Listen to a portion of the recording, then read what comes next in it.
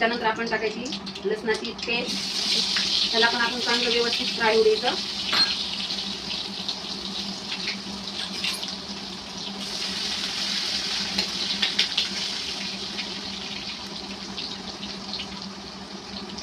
थोडासा golden golden colour आला बघा. आणि मग नंतर आपण याच्यामध्ये चांगली स्वच्छ धुवून घेतलेली फुलगोबी टाकायची. याला चांगलं असं परतून घ्यायचं. जरा मस्त मग वास सुटतो याचा. मग नंतर आपण याच्यामध्ये थोडीशी हळद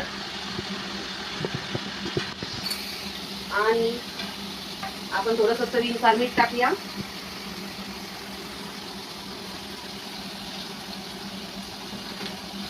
आणि आपण इथे टाकणार आहोत लाल मिरची पावडर. हे पावडर खूप तिखट आहे म्हणून मी त्याच्यामध्ये 2.5 चमचे टाकते.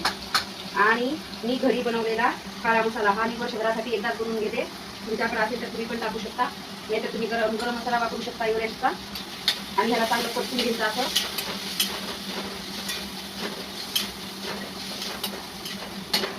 असं परतून घेतलं की मग याच्यामध्ये आपण शेंगदाण्याचं बारीक कुटलेलं पीठ टाकूया.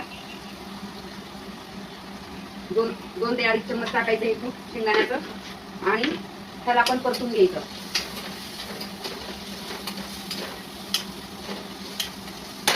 आणि मग नंतर आपण याच्यामध्ये टाकूया कोथिंबीर, हिरवी कोथिंबीर बारीक कट केलेली.